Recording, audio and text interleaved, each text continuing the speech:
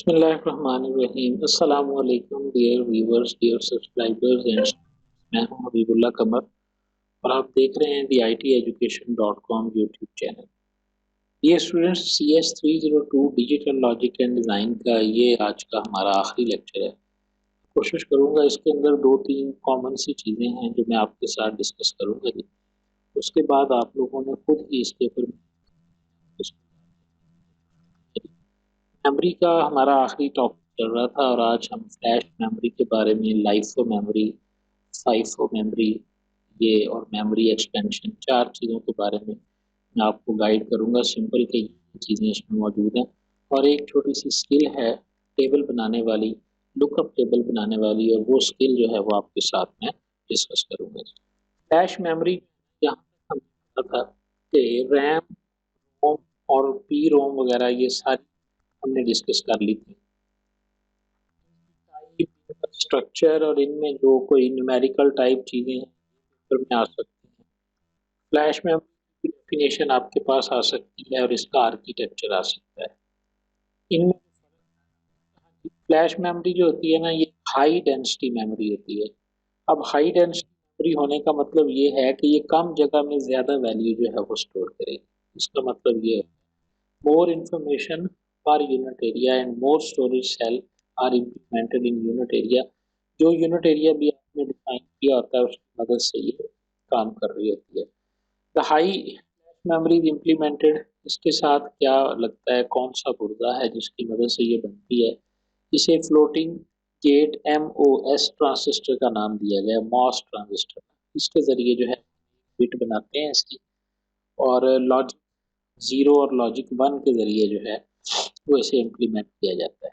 मतलब इसमें logic logic 2 की जो इम्प्लीमेंटेशन हो रही है ना, वो इस तरह है कि अगर तो एब्सेंस है तो उसको 0 तस्वर कर लिया जाता है और अगर चार्ज है तो उसे 1 तस्वर कर लिया जाता है। यानी चीज़ें देखी थी वो कुछ और तरह से थी लैचेस में या फ्लिप फ्लॉप में ना, चार्ज की वैल्यू से ही हम उसको देखते थे कि कौन सी वैल्यू चार्ज है। ये डिफरेंट हमारे पास डिफरेंट होते हैं जी। जो पहले के मेमोरी सिस्टम्स हैं, किसी में +5 वोल्ट और -5 वोल्ट होता है। +5 वो 1 के लिए होता है, -5 वोल्ट जो है वो 0 के लिए होता है। और कुछ में ये होती है जैसे कि लॉजिक 0 जो है, अगर तो एब्सेंट है तो इसका मतलब है लॉजिक 0 है, और अगर वहाँ पर चार्ज मौजूद है तो हम उसको 1 की शक्ल में ना ले सकते हैं। पॉइंट मॉस ट्रांजिस्टर की मदद से बनती है, हाई डेंसिटी होती है। और उसके बाद जो नेक्स्ट लेक्चर है, लेक्चर नंबर 42, उसके अंदर वो स्ट्रक्चर के बारे में बताया। 3 ऑपरेशन फ्लैश मेमोरी को जो है वो परफॉर्म कर सकते हैं। एक प्रोग्रामिंग ऑपरेशन है, एक रीड ऑपरेशन है और एक इरेज ऑपरेशन है। आजकल आजकल जो हमारे पास बायोस है वो फ्लैश मेमोरी की ही बनी हुई होती है। जितने भी आपके पास ये मोबाइल हैं, इनके अंदर भी जो मेमोरी होती है ये आजकल फ्लैश मेमोरी ही लगी होती है, क्योंकि ये रोम से ही एडवांस हुई है। एक एक दौर था कि हम रोम को यूज करते थे बायोस बनाने के लिए, क्योंकि उसमें से हमने सिर्फ डाटा रीड करना होता था।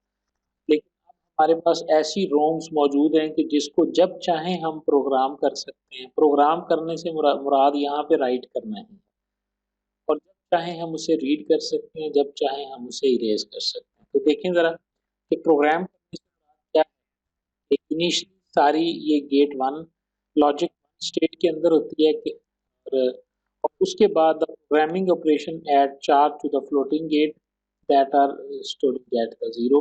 जिसको देखें सब में चार्ज मौजूद नहीं होता, लेकिन जिस इसको प्रोग्राम किया जाता है तो कैसे किया जाता है कि जो वैल्यूज चार्ज करनी होती है उनको चार्ज कर दिया जाता है, जो नहीं चार्ज करनी होती उनको छोड़ दिया जाता है। हमारे पास कंसेक्टिवली चीज़ आ जाती है, चीज़ें हमारे पास चार्ज होती हैं और कुछ नॉट चार्ज होती हैं, तो वो 1 और 0 का कॉम्बिनेशन जो है वो हमारे पास वजूद में आ जाता है। पॉजिटिव वोल्टेज वाला गेट होता है। ये सारी सिंपल बातें हैं जो आपने सिर्फ सिंपली इनको ना एक एक दफ़ा पढ़ना है और याद करना है। तो इसमें कुछ समझने वाली ये टेक्निकल चीज़ नहीं। ड्यूरिंग एप्लीकेशन हम क्या करते हैं जी कि जो पॉजिटिव वोल्टेज होता है वो अप्लाई किया जाता है मॉस ट्रांजिस्टर कंट्रोल गेट के ऊपर। If a negative charge is stored in the gate, अगर गेट में नेगेटिव होगा तो positive read voltage is not sufficient to overcome the negative charge, therefore transistor is not turned off. यानी कि एक mechanism बनाया गया है कि पॉजिटिव देंगे नेगेटिव टर्न ऑन नहीं होगा, और ऑन द अदर हैंड अगर there is a no small amount of negative charge, अगर उसमें है ही कोई नहीं तो पॉजिटिव जो है वो सफिशिएंट होगा और आपका ट्रांजिस्टर जो है वो ऑन हो जाएगा। ये इतनी डेफिनेशन आपको पता होनी चाहिए, पेपर में आ सकता है define read operation in flash memory, तो आपने ये वाला जो है ना वो लिखना होगा। इतनी इंफॉर्मेशन इसकी आपने बयान करनी है, ठीक है। अगर टाइम तो एक नजर इन डायग्राम्स को डाल देनी है, क्योंकि मेरा मेरा ये गुमान कहता है कि कोई ना कोई डायग्राम आएगी जिसको लेबल करने का कहा जा सकता है कि इस डायग्राम को आप जो है ना वो लेबल कर। Erase operation, during the erase operation charge is remove from the memory cell, क्योंकि जहाँ पे चार्ज नहीं होगा तो जीरो होगी, तो इरेज करने से मुराद यही है कि हम उसको तमाम जो उसका चार्ज है उसको ख़त्म कर दिया जाए। वो कैसे किया जाता है वो मैकेनिज्म यहाँ पे बना दिया गया है कि पॉजिटिव वोल्टेज अप्लाई किया जाता है कंट्रोल गेट के ऊपर और उससे जो है उसको उसके जो चार्ज को जो है वो ख़त्म कर दिया। ठीक है, लेक्चर नंबर 42 ये वही है, फ्लैश मेमोरी के बारे में है, कंट्रोल मॉस ट्रांजिस्टर, और उसके बाद उन्होंने टर्मिनल्स और उन सारी चीज़ों का जिक्र किया हुआ है। आपने बहरहाल फ्लैश मेमोरी और उसके ऑपरेशंस को जो है ना वो आपने देख लेना। ये एक समरी टेबल है जी, लाजमी तौर पे याद करना है। इसमें से यूज हो सकते हैं, इसमें से शॉर्ट क्वेश्चन हो सकते हैं, काफ़ी सारी आपको हेल्प मिलेगी। बेसिकली ये करेक्टरिस्टिक्स है समझ में। एस रैम नॉन वोलाटाइल होती है, हाई डेंसिटी इसमें नहीं होती, और ये वन ट्रांजिस्टर सेल मेमोरी होती है। इन सिस्टम में इसकी जो राइटेबिलिटी है वो है। डी रैम जो है ये भी नॉन वोलाटाइल है, ये हाई डेंसिटी है, उसके बाद जो है और इसमें एक ट्रांजिस्टर वन ट्रांजिस्टर सेल मौजूद होता है और इसमें भी राइट करने की सहूलत मौजूद है। इसी तरह रोम है, इसी तरह फ्लैश तक की जाती है, तो फ्लैश में चारों खूबियाँ यस हैं। और फ्लैश के अलावा कोई ऐसी मेमोरी नहीं है कि जो नॉन वोलाटाइल भी हो, ठीक है, और जो हाई भी हो, जो वन सेल ट्रांजिस्टर भी हो। और आप बेसिकली ना तो इम्प्रूवमेंट ही आ रही है ना, जैसे जैसे हम बढ़ते जा रहे हैं तो उसकी फंक्शनैलिटी जो है वो मजीद बेहतर से बेहतर होती चली जा रही है, ठीक है। इसके अलावा दो खास किस्म की मेमोरीज होती हैं, एक first in first out memory है और एक last in last out memory है। नाम से जाहिर है, बनती ये शिफ्ट रजिस्टर्स की मदद से है। इसका पाइप आपको याद होना चाहिए, इसकी एग्जांपल आपको याद होनी चाहिए। First in first out memory वो मेमोरी होगी जिसके अंदर डाटा जो है वो रैंडमली रीड नहीं किया जाता, बल्कि जिस तरतीब के साथ डाटा इसमें एंटर किया जाता है उसी तरतीब से निकाला जाता है। जो एक सिंपल प्रिंसिपल है फर्स्ट इन फर्स्ट आउट वाला, कि ये लेफ्ट से डाटा गया है 3, पहले 7 फिर 9 फिर 1, यानी इधर से आप समझें कि ये एंटर हो रहा है। तो जो जो एलिमेंट सबसे पहले एंटर हुआ है वो 7 है, उसके बाद 9 आया, उसके बाद तो जो 7 आया है तो राइट भी कैसे होगा, ये इधर से जाएगा बिल्कुल एक। जी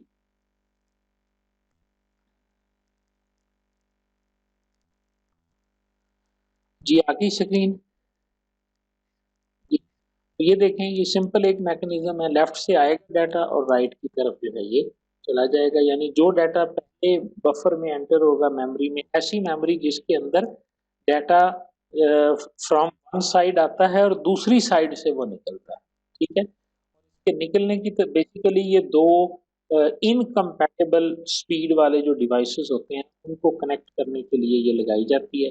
इसकी जो एग्जांपल है वो देखें, राइटिंग इसमें किस तरह से हो रही है और रीडिंग इसमें किस तरह से हो रही है।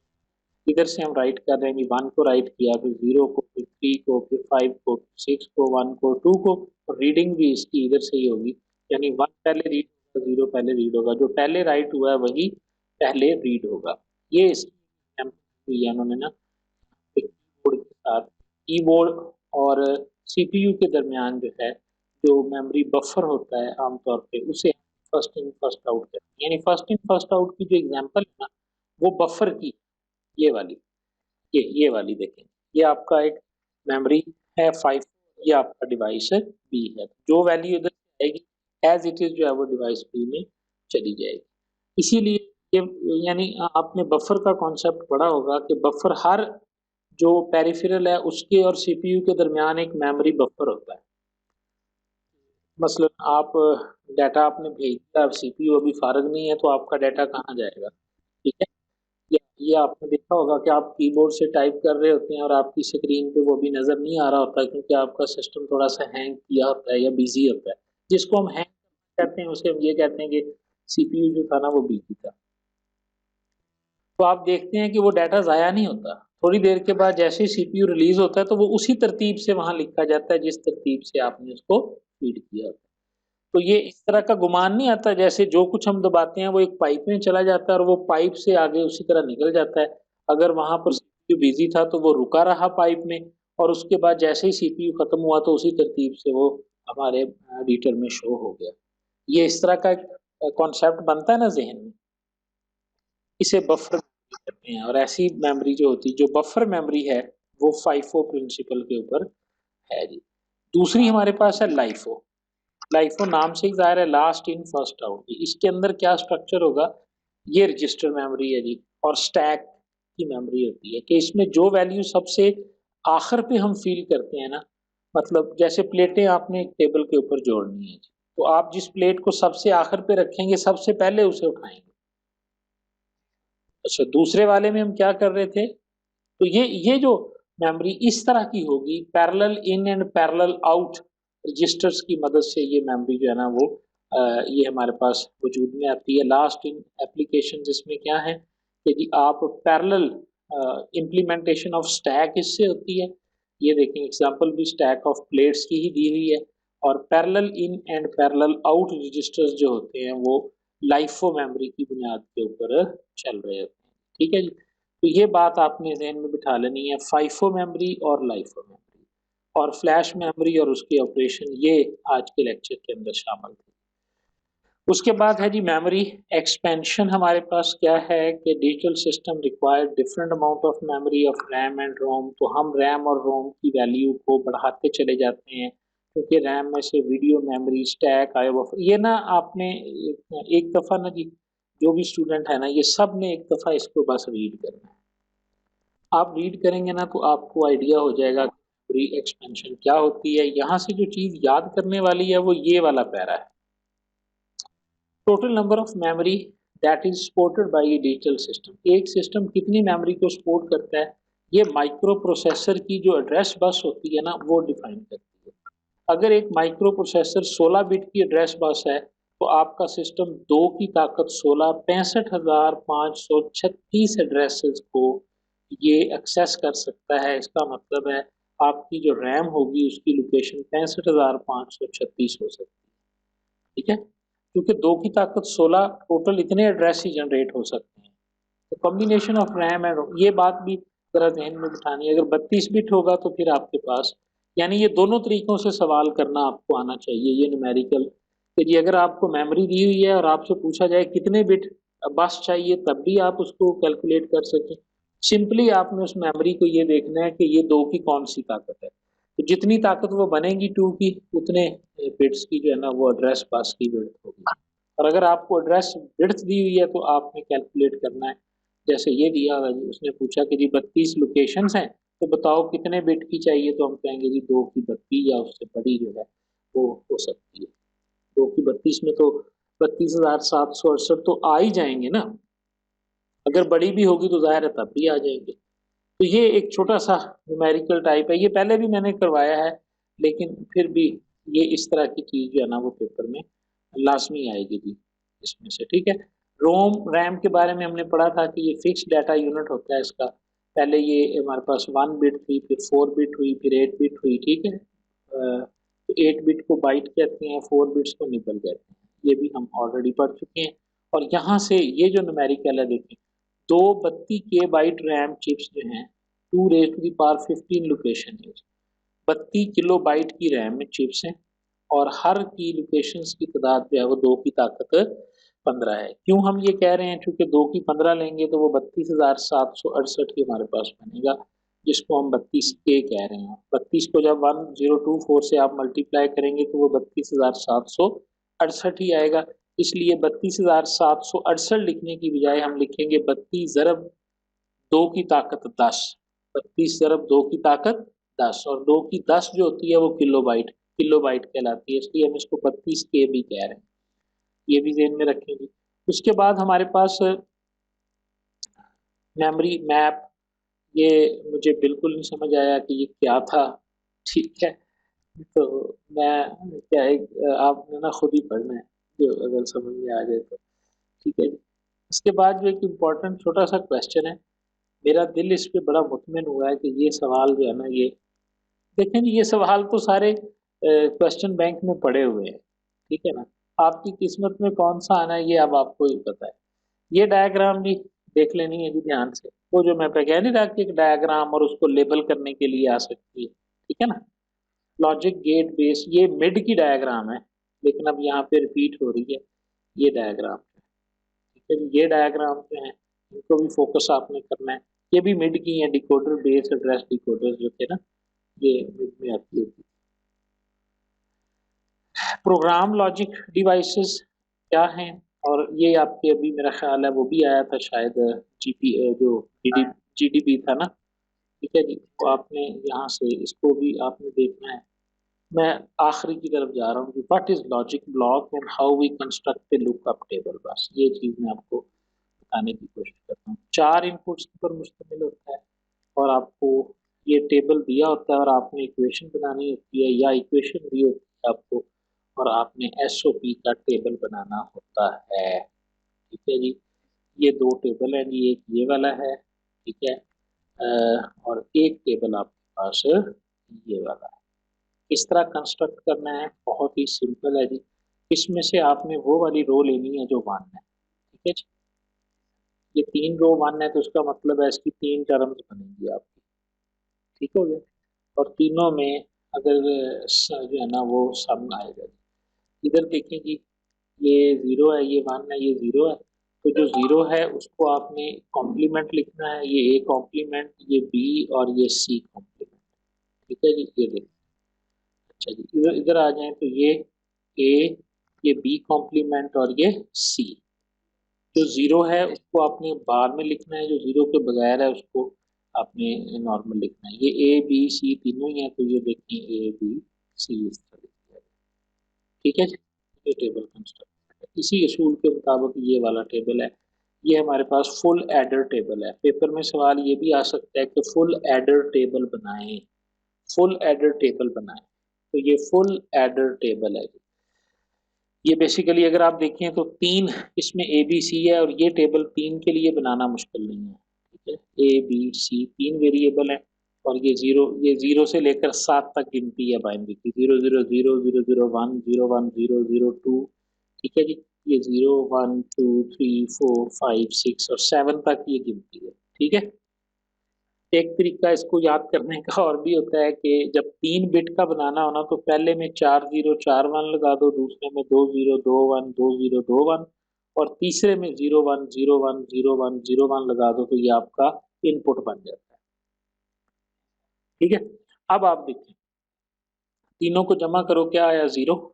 जब जमा ही 0 आया तो कैरी भी 0।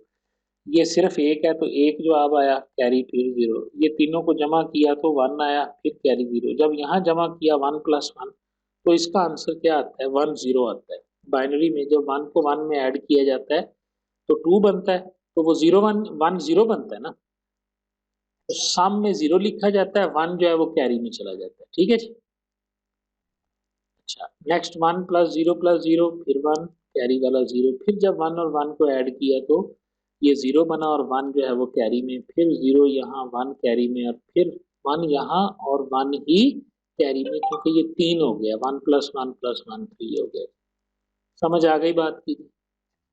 फुल एडर के आपने टेबल भी कंस्ट्रक्ट कर लिया, और इसका सम और सी आउट भी आप बना लेंगे। अब सम बनाने के लिए जहाँ जहाँ 1 है, 1 2 3 4 1 है, तो आप देखें 4 टर्म्स आपकी बनेगी, और इसमें ये टर्म बनानी मैंने बता दी। ये क्या बनेगी बोला, ए नॉट बी नॉट सी, ये ए नॉट बी और सी, और ये बनेगी ए बी और सॉरी ए बी नॉट और सी नॉट, यानी बार कह लें या नॉट कह लें, एक ही बात है। ठीक है जी। इसी तरह कैरी में जहां जहां वन आ रहा है तो ये उसकी टर्म्स बन जाएगी। समझ आ गई बात। तो जी अब अल्लाह के हवाले, मुश्किल कोई नहीं है। यहाँ से ये पहला लेक्चर आ गया जी, रिवीजन शुरू कर दी है सर ने इससे आगे। ठीक है जी, और 45 के आखिर तक जो है ना वो रिवीजन को लेकर चलते हैं। ठीक है जी। मुश्किल पेपर कोई नहीं है जी, ये मैं पहले बता देता हूँ। सिर्फ ये है कि इतनी डायग्राम, इतने पेजेस को देख के आप डर जाते हैं। ठीक है। हाँ, अगर आप सारी जितनी चीज़ें मैंने वीडियोस में बयान की हैं या आपको बताई हैं, अगर आप इनको एक दफ़ा भी सुन लोगे, देख लोगे, तो डेफिनेटली आप इतना कंफर्टेबल फील करोगे ना इस पेपर के अंदर। ठीक है। लॉन्ग क्वेश्चन भी इंशाल्लाह आपके सॉल्व होंगे, शॉर्ट क्वेश्चन भी आपके सॉल्व होंगे। और अगर ये सारा देखा हुआ हो ना तो जो एमसीक्यूज हैं वो तो वैसे ही आपको ऐसे लगेंगे जैसे आपकी मर्जी के बने हुए हैं इंशाल्लाह। ठीक है जी।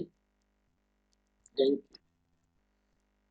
फिर भी कोई मसला हो तो आप मुझसे कांटेक्ट कर सकते हैं। हाँ, जब आप इसको रिवाइज करोगे ना कोर्स को, जब आप पेपर के नज़दीक रिवाइज करते हो, पेपर से पहले कोई कॉन्सेप्ट भूल जाता है, नहीं समझ में आता, वीडियो देख लेना। अगर वीडियो ना मिले तो फिर आप मुझसे कांटेक्ट कर सकते हैं। ठीक है। ओके। Best of